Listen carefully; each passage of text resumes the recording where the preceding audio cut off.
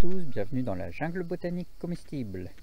Aujourd'hui nous sommes le 2 août et on va voir ce qui se passe au jardin. Alors on entend des poules, mais aussi les cigales, ce qui pourrait paraître normal au mois d'août. Mais la météo de ces derniers temps était assez horrible. Enfin horrible, il a plu donc on est content quand même. Ça a aidé les plantes parce que vous voyez que les plantes, elles commençaient, enfin les arbres, comme je ne les arrose pas, ils commençaient à jaunir en fait par manque d'eau. Voilà. Donc il y avait ceux que j'ai plantés, mais aussi des grands que j'ai pas plantés. Donc c'était un peu inquiétant. Mais là donc il a plu, donc tout va bien. Alors donc là c'est la pleine saison des mûres et en fait certains pieds ne donnent, ont avorté les mûres en fait. Donc c'est des endroits je pense qui sont pas adaptés parce que le sol doit être trop peu profond et donc ça leur va pas. Et par contre il y en a d'autres pour qui ça va, mais j'ai dû tailler aussi et arroser pour essayer d'avoir une récolte un petit peu. Donc vous voyez ici par exemple c'est pas terrible, il y a quelques fruits mais voilà, c'est pas terrible. Là on a plein de fruits.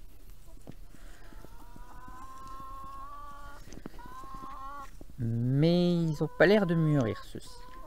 Alors vous me direz c'est parce qu'ils sont à l'ombre tout ça, mais non, c'est pas pour ça.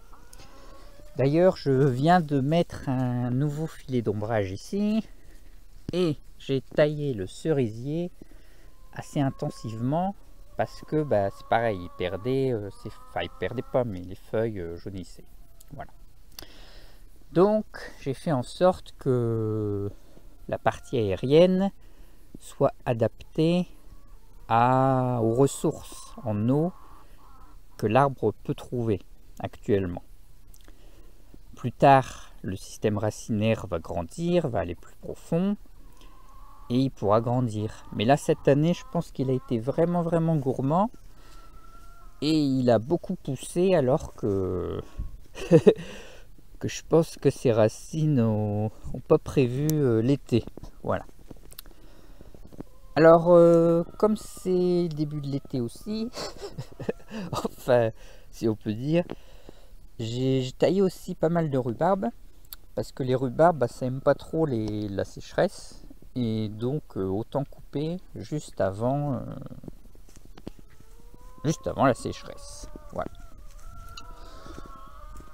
Bon, sinon le jardin va bien, ça pousse. Où ça survit, mais ça pousse quand même. Je retrouve des trucs, tout va bien. Donc à l'entrée au bord du bassin, on peut voir que la passiflore a fait plein de fruits. Elle continue de pousser.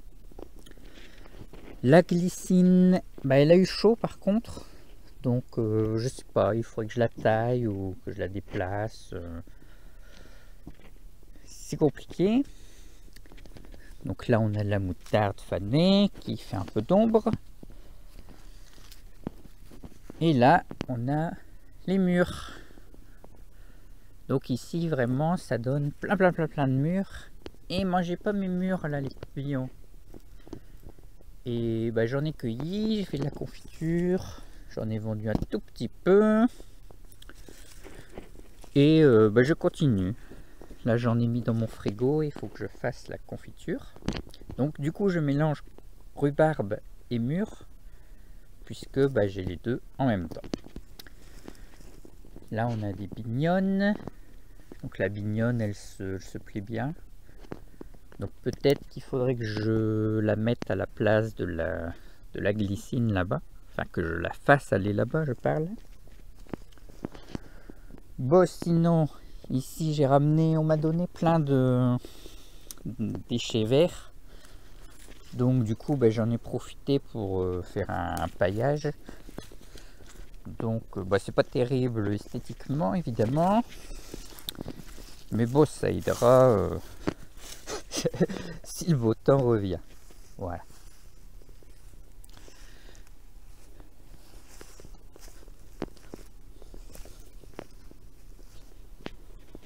Alors j'ai essayé les haricots, mais bon, je ferai plus de haricots ni de petits pois.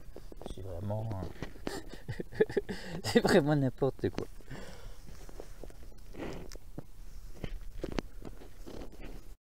Alors ici, il y a un gros travail à faire pour palisser les vignes, pour que ce soit plus joli et qu'elles fassent de l'ombre au reste. Mais comme je suis un peu en congé maladie, on va dire, il y a dû laisser aller. Donc voilà. Mais bon, il faudrait quand même que je le fasse. Alors là, on a la fameuse herbe au faisan, ou arbre au faisan, mais qui est plutôt herbe à faisan, qui est censé faire des fruits qui ont le goût de caramel brûlé. Mais bon, j'ai toujours pas validé ce fait. Donc là, ça fait les fleurs. Bon, en tout cas, ça reste une jolie plante qui se plaît bien, qui pousse, qui rigolote. Et bon, on verra cette année si on a des fruits, si les fruits ont vraiment ça. Et bon, en tout cas, vous voyez, les pollinisateurs aiment bien. Donc, c'est déjà ça. Le raisin pousse. Donc, je rappelle que c'est de micro-nano raisin, celui-là, qui devient pas beaucoup plus gros que ça. Donc, bon, c'est juste pour la déco, on va dire. Et pour avoir un petit peu de goût. Donc cette année dans les greffes, j'ai fait pas mal de poiriers pommiers et sur aubépine. Et alors, il y en a qui ont poussé, mais c'est hallucinant quoi. Donc là la greffe, elle est là. Donc ça a été fait en février, mars. Et voilà, il est déjà plus grand que moi. En quelques mois. Donc vous voyez que les greffes, quand ça marche, ça peut vraiment cartonner. Donc j'ai vraiment l'impression que sur aubépine, ça marche pas à tous les coups pour moi. Mais par contre, quand ça marche, ça peut vraiment être vigoureux, mais un truc de fou.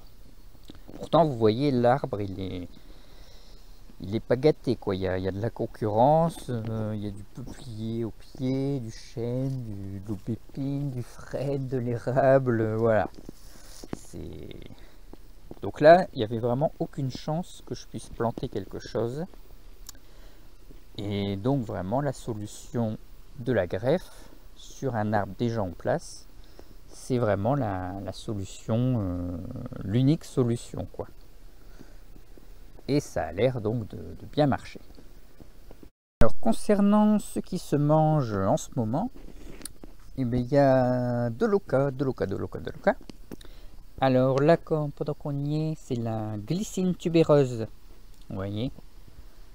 Alors c'est assez marrant parce que ici on a un sorbier. Là on a une glycine. Et à côté, la glycine tubéreuse. Donc comme ça on a un peu toutes les feuilles de ce genre là. Puis il y a du noyer aussi, ça ressemble.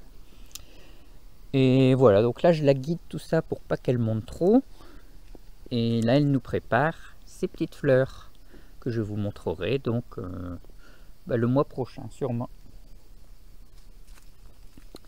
Voilà, donc là vous voyez par exemple les graines de blettes. Voilà, donc j'essaye d'en mettre un peu partout.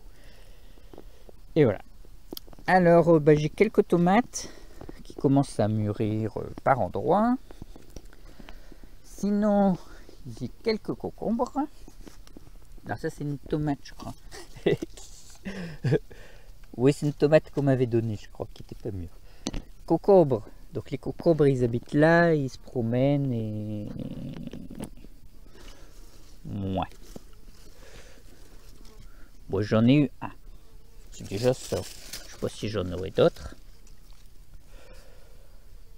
Alors là, on a le sarrasin.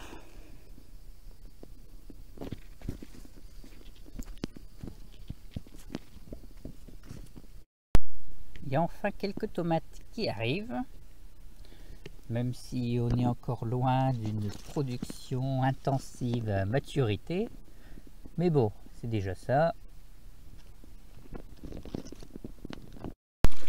Au niveau des chayotes, je voyais beaucoup de branches comme ça, avec plein de petites fleurs. Et jamais de chayotes. Ça me paraissait un peu bizarre. Et en fait, dernièrement, ce que j'ai vu, les petites chayotes, en fait, elles sont pas au même niveau que les fleurs.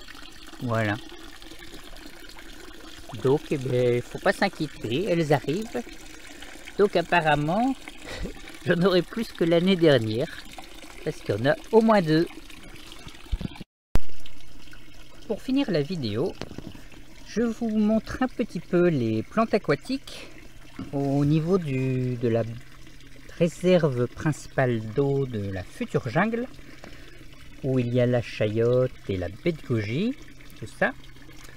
Et donc là, j'ai essayé de mettre plein de plantes dans des petites bouées parce que c'est trop profond. Donc le pot peut pas être au fond de l'eau, sauf vraiment pour des grosses plantes. Et donc, je vous montre.